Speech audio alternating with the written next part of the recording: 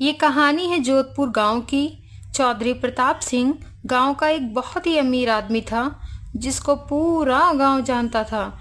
चौधरी प्रताप सिंह के घर में उसकी पत्नी रीता, उसका इकलौता बेटा वीर, उसकी बहू रीमा रहती थी।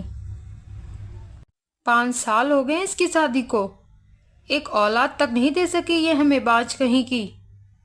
रीमा रोज रोज अपनी सास के ताने सुनकर परेशान हो गई थी। एक दिन, जी ये नाश्ता। मनहूस कहीं की, कितनी बार कहा है तुझे मैंने, अपनी मनहूस शक्ल मुझे सुबह सुबह मत दिखाया कर, बांझ कहीं की। अब तो वीर भी रीमा को बांझ कहने लगा था। रीमा रोते रोते अपने कमरे में जाती है। वहीं उसके कमरे में उनके घर की नौकरानी सुषमा झाड़ू लगा रही होती है। मालकिन, क्या हुआ है आपको? सुषमा, मुझे मेरे घर के सभी लोग बाज कहने लगे हैं, मैं क्या करूं?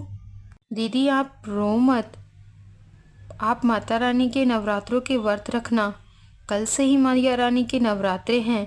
मैया रानी आपकी सभी विनती जरूर पूरी करेंगी। रीमा शाम को ही माता रानी के व्रत का पूरा सामान खरीद लाती है और पूरे मन से माता रानी की व्रत रखती है और उनकी पूजा करती है। अब इस महारानी के कौन से ड्रामे चालू हो गए हैं?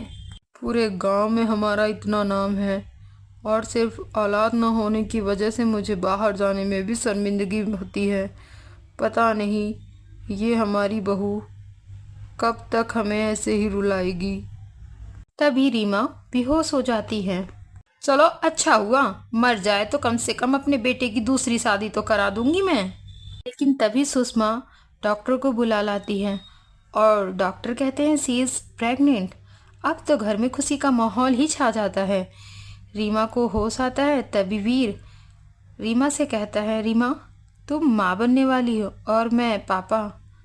घर में पूरी खुशी का माहौल छा जाता है। रीमा भी खुश हो जाती है और वो अपने घर वालों को बताती है कि उसने माता रानी के व्रत रखे और माता रानी से प्रार्थना की है कि वह माँ बन जाए। अब सभी घर वाले माता रानी के हाथ जोड़ते हैं और मैया रानी से माफ़ी भी मांगते हैं और पूरी श्रद्धा से माता की पूजा करते हैं। और 9वें दिन माँ की नवरात्रि को कन्याओं को भोजन कराते हैं और कन्याओं का आशीर्वाद लेते हैं। बोलो जय माता दी, जय मैया रानी।